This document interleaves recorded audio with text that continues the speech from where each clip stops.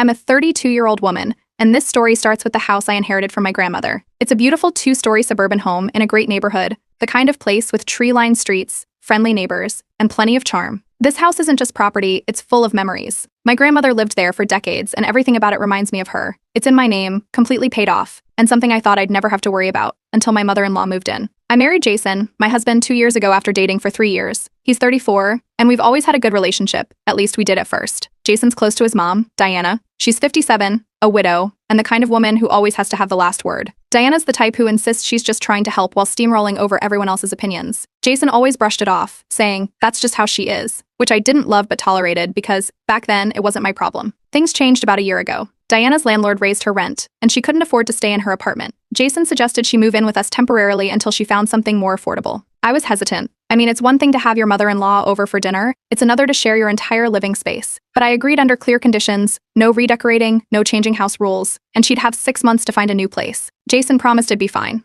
Spoiler, it wasn't. Diana moved in with her usual energy, which meant she was unpacking and criticizing at the same time. She walked around the house, pointing out everything she thought could be improved. She barely set down her suitcases before deciding the kitchen needed a woman's touch. A week later, I came home from work to find she'd repainted the cabinets a color I hated without asking me. When I confronted her, she waved it off, saying, "Oh, you'll love it once you get used to it." That was just the beginning. Diana started hosting dinner parties for her friends, turning our living room into her social hub. She rearranged furniture to open up the space, and even moved my grandmother's antique armchair, a family heirloom, to the basement. When I asked why, she said it didn't match her aesthetic. Jason told me to let it go, claiming it wasn't worth fighting over. "She's just trying to feel at home," he said. But it wasn't her home. It was mine. The final straw came when I overheard Diana talking to Jason in the kitchen late one night. She was telling him that the house should be their home, and that it wasn't fair I had sole ownership. She even suggested we rethink the deed to include Jason's name. When I confronted Jason about it, he brushed it off as a misunderstanding. He said she didn't mean it that way, but I wasn't so sure. Diana, however, didn't bother hiding her intentions anymore. She started referring to the house as our home whenever she spoke to Jason or her friends. She even told one of our neighbors that I was just a guest. The neighbor mentioned it to me later, saying, "I didn't realize you were renting the place." I was livid. When Diana wasn't busy trying to claim ownership, she was gaslighting me. If I pushed back on her behavior, she'd call me selfish or accuse me of not being a team player. She began pressuring me to add Jason to the deed, saying a husband deserves to share the home.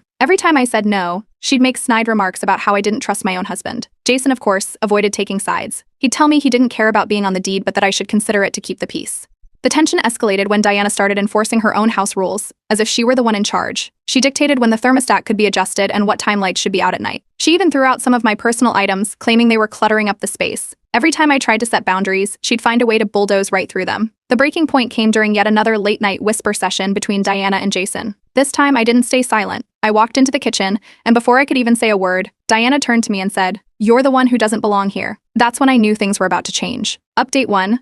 The moment Diana told me I didn't belong in my own home, I knew things were about to escalate. And boy, did they. It started subtly at first, almost as if she wanted to test how far she could push me. Whenever family came over for dinner, she'd introduce me as the guest, smiling sweetly as if it were a joke. I tried to laugh it off the first time, but when it happened again and again, it became clear this was no joke. At one of these gatherings, Diana's sister commented on how nice it was that Diana had opened her home to Jason and me. I corrected her, explaining that the house was mine, and Diana interjected with a chuckle, saying, "Oh, we all know how much Jason has invested in making this place a home." I could feel my jaw tighten, but Jason sat there, staring at his plate. He didn't say a word. Later, when I asked him why, he shrugged, saying it wasn't worth the fight. Things started to get weirder. One evening, I came home from work to find the lock on the master bedroom door had been changed. I couldn't believe it. Diana had hired a locksmith without my permission. She explained it as a safety precaution, claiming it was for Jason and me to protect our privacy. Except she'd kept a key for herself. I had to get a locksmith to change it back the next day. At that point, I decided to consult a lawyer. I wanted to be sure my ownership of the house was airtight. Thankfully, it was. The lawyer also recommended I keep records of everything happening, just in case.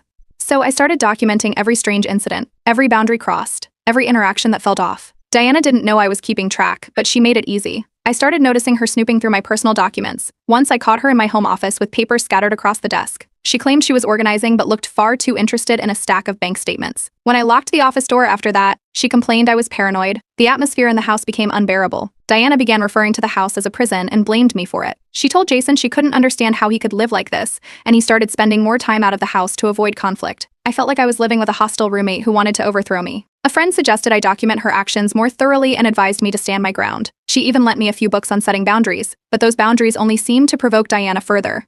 She started enforcing her own set of house rules, complete with quiet hours after 9 p.m. and limits on how often I could invite friends over. If I pushed back, she'd frame herself as the victim, saying she just wanted peace in her own home. But the worst was when she began her so-called cleaning sprees. She'd go through my things and throw out anything she deemed unnecessary. I lost personal items, some with sentimental value, and her excuse was always the same: I was just tidying up. You'll thank me later. Jason, of course, stayed neutral, claiming he didn't want to take sides. Then came the neighborhood gossip. Diana told anyone who would listen that I'd somehow stolen the house from Jason, spinning this wild tale about how he deserved half. One neighbor even approached me at the grocery store to ask if everything was okay because Diana had been talking about the situation. The final straw came when Diana invited a real estate agent to the house without telling me. I came home to find them walking through the living room, discussing potential upgrades. When I asked what was going on, Diana casually mentioned she was exploring options just in case we decide to sell. I was stunned.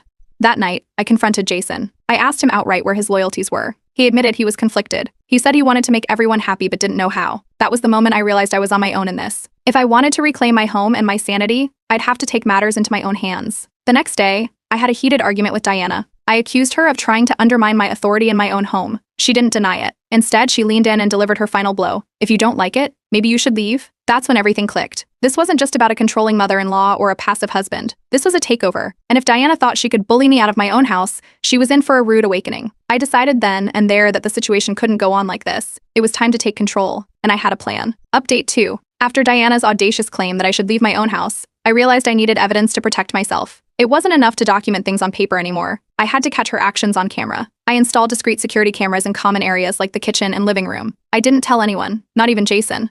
Within days, the cameras caught Diana going through my belongings again, this time rifling through my mail. She didn't even try to be subtle. She'd plop herself on the couch, open my envelopes, and skim through them, like she had every right. One clip showed her complaining to a friend on the phone, saying she was tired of waiting for Jason to get what's rightfully his. The footage was clear, undeniable proof of her intentions. Things took a turn when I stumbled upon something I hadn't expected. While organizing files in our shared office, I found a series of bank statements. At first, I didn't think much of them, but as I scanned the details, I noticed Jason had been sending money to Diana regularly, large amounts. I cross-checked the dates and realized this had been happening since she moved in. He'd never mentioned this, and it explained why our joint savings account wasn't growing as quickly as I'd expected. Before I could confront Jason, Diana decided to up the ante. One evening, after a particularly heated exchange, I went to our bedroom only to find the door locked. I hadn't locked it, and my key didn't work. Diana had changed the lock, again. This time, though, she made it clear that I wasn't welcome in my own room. I had to sleep in the guest room that night, feeling like a stranger in my own house. The next morning, I called my lawyer. He reviewed everything: my ownership of the house, the camera footage, and the financial statements. His advice was blunt. I had every legal right to evict Diana, but he suggested selling the house as the cleanest way to end the chaos. It wasn't what I wanted to hear, but I couldn't deny it made sense. Armed with this advice, I decided to call a family meeting. I needed to set boundaries once and for all. Jason and Diana sat across from me in the living room. I laid out everything: the footage, the financial records, and the repeated boundary violations. I made it clear that this was my house, and their behavior was unacceptable. Diana didn't take it well. She burst into tears, accusing me of trying to destroy her family. Jason, instead of supporting me, sided with her. He said I was being too harsh, and that I needed to compromise for the sake of peace. That's when I gave Jason an ultimatum: he could stand by me, or he could move out with his mother. I made it clear that I wasn't going to tolerate this any longer. He looked conflicted but didn't give me an answer right away. Diana, however, took my ultimatum as a challenge. The very next day, I came home to find her redecorating the living room. She had dragged in furniture I'd never seen before, replaced my grandmother's antique coffee table, and hung new curtains. It was as if she were trying to erase any trace of me from my own home.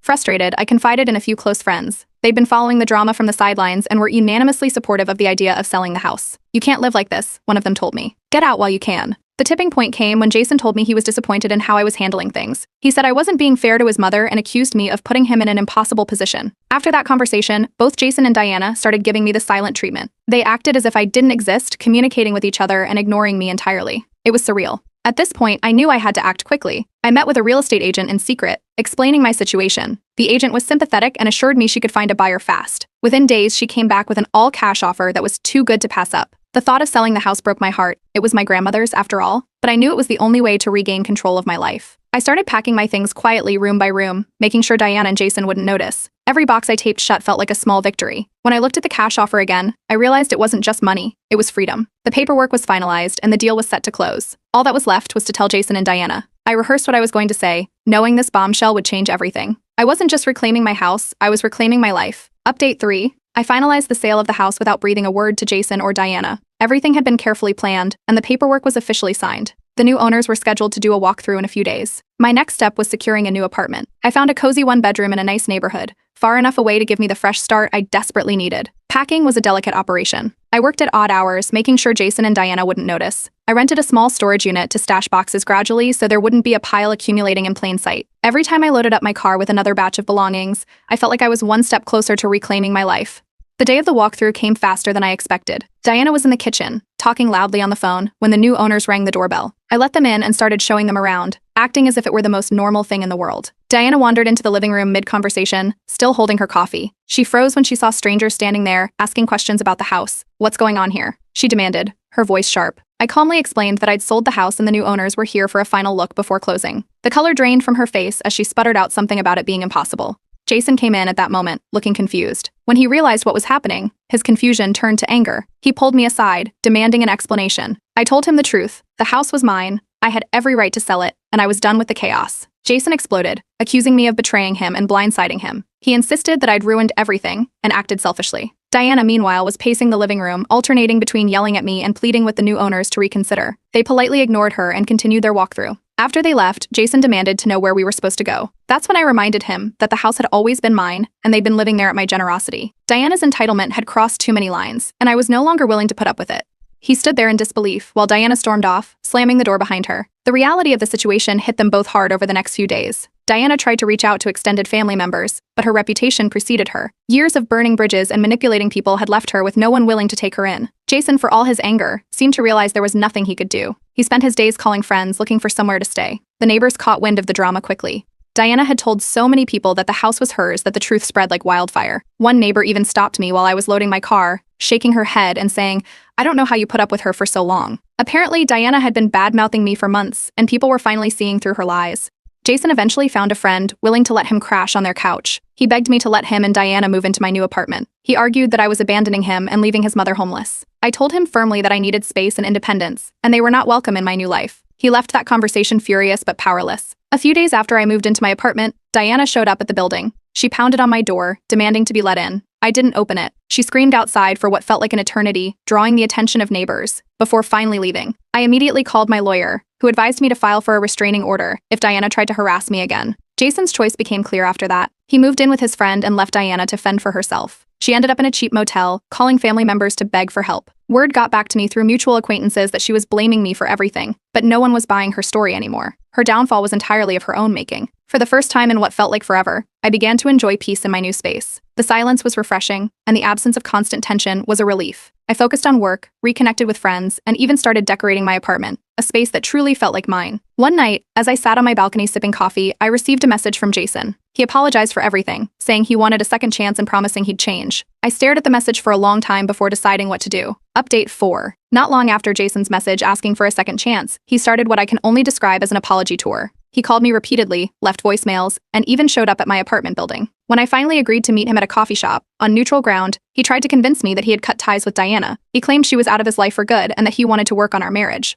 But something about his story didn't add up. For someone who had supposedly cut ties, he still seemed far too defensive about her. He brushed off her behavior as the result of stress and bad circumstances while insisting she just needed help. I told him I needed proof of this so-called clean break before I could even consider hearing him out further.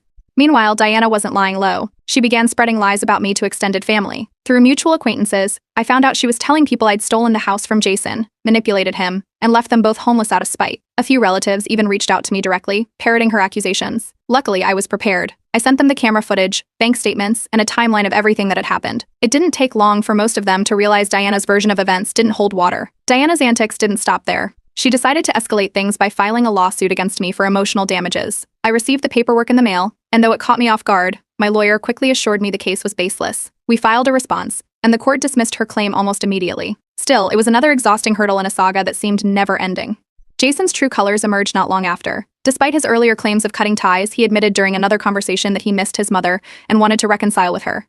He framed it as him being caught between two people he cared about, but to me it was clear he would never choose me over her. That realization was all I needed to make my final decision. I told Jason our marriage was over. I couldn't keep fighting a battle where my partner wasn't even on my side. He didn't argue, just sat there quietly, almost as if he'd been expecting it. I filed for divorce the next day, and with that, I closed the chapter on Jason and Diana for good, or so I thought. Diana's life took a steep decline after that. With no family willing to take her in and no steady source of income, she eventually ended up in a shelter. A mutual acquaintance told me she was still blaming me for her situation, but I didn't care anymore. I'd cut off all communication with her and Jason and was focused on moving forward. To truly start fresh, I decided to move to a new city. I found a great job opportunity in a vibrant area and packed up what little I had left to begin the next chapter of my life. The move was cathartic. I left behind the ghosts of my old life and embraced the idea of starting over. But Diana wasn't quite done. A few weeks after my move, I received a letter forwarded from my old address. It was from Diana. In it, she blamed me for everything. Her homelessness, her strained family relationships, even Jason's struggles. She wrote pages about how I'd ruined her life and destroyed her son's happiness. I didn't even finish reading it. I shredded the letter and tossed it in the trash. It was the last time I let her words take up any space in my life. Surprisingly, support came from an unexpected place, my old neighborhood.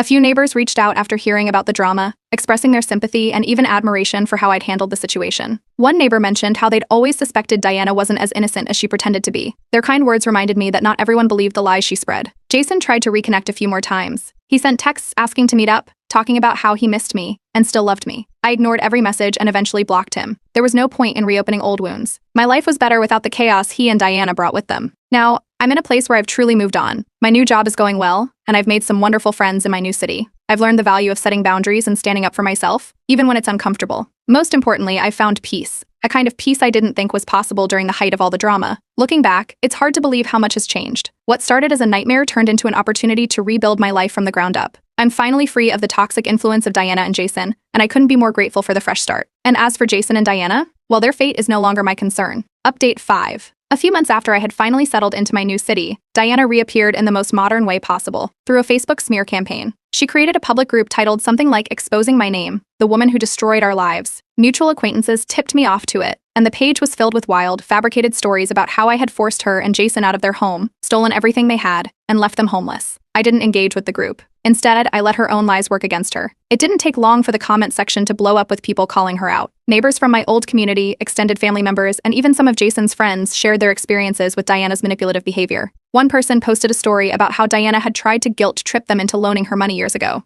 Another neighbor shared how Diana had told them the house was hers, even though everyone knew it wasn't true. Her attempts to garner sympathy backfired spectacularly. While Diana spiraled online, Jason's life wasn't faring much better. Word got back to me through mutual acquaintances that even his closest friends were distancing themselves from him. They didn't want to be dragged into his mother's drama, and many of them were tired of how he always seemed to take her side. Jason was becoming more isolated, and Diana's growing desperation only made things worse. In one last-ditch effort, Diana actually contacted the new homeowners of my old house. She claimed she'd been wrongfully evicted and asked if they could help her. They told her politely but firmly to leave them alone, then blocked her number. When I heard about it, I couldn't help but laugh at the audacity. But Diana wasn't done causing trouble. One morning at work, I was in the middle of a meeting when the receptionist called me to say someone was asking for me in the lobby. When I went down, there was Diana, standing there like she owned the place. She launched into a tirade, accusing me of ruining her life and demanding that I fix the mess I'd made. Security quickly intervened and escorted her out, but the scene she caused was humiliating. I filed a formal complaint with my workplace and decided it was time to take legal action. That afternoon, I called my lawyer and began the process of filing a restraining order against Diana. The paperwork was straightforward, and the evidence I had, from her Facebook posts to her workplace outburst, made my case strong. Once the order was in place, Diana was legally barred from contacting me or coming near my new apartment or workplace. As if things couldn't get worse for them, I later learned that Jason had lost his job. He'd been struggling to hold it together for months, and the stress of his situation had finally caught up with him. With no income and no friends willing to take him in, he moved back in with Diana at the cheap motel where she'd been staying. Diana then tried to milk her circumstances for sympathy by spreading news of a minor health scare. She claimed the stress I caused had led to her condition, but nobody bought it. Extended family and acquaintances were tired of her antics and mostly ignored her attempts to play the victim. Her next move was almost comical. Diana set up a crowdfunding campaign with a long, dramatic post about how she and Jason had been wrongfully displaced and needed help to get back on their feet. The campaign barely gained any traction. In fact, the comments section filled up with people exposing her lies and recounting her history of manipulative behavior. The campaign was quietly taken down a week later. While Diana and Jason floundered, my life continued to improve. I got a promotion at work, which not only came with a pay raise but also new responsibilities that I genuinely enjoyed. I focused on building new friendships and decorating my apartment, which now felt like a true sanctuary. Jason, however, wasn't ready to give up. One evening, he showed up at my apartment building, begging for reconciliation. He pleaded with me to give him another chance, insisting he'd changed. I stayed calm and reminded him that our divorce was final. I told him I had no intention of reopening that chapter of my life. He left looking defeated, and I blocked him from all contact shortly after. Diana's last move came in the form of a letter sent through a mutual acquaintance. In it, she promised to leave me alone forever if I provided her with financial help. I didn't even bother to respond. The letter went straight into the shredder. Not long after, I heard through the grapevine that Diana and Jason had been evicted from their motel for non-payment. With no family left willing to help them, their options were running out. I didn't ask for more details, I was done keeping tabs on their lives. One evening, as I sat on my balcony sipping coffee, I realized I felt nothing but relief. For the first time in years, there was no drama, no chaos, and no toxic people trying to drag me down. I was free to focus on my career, my friendships, and the bright future ahead of me. The chapter with Diana and Jason was closed for good.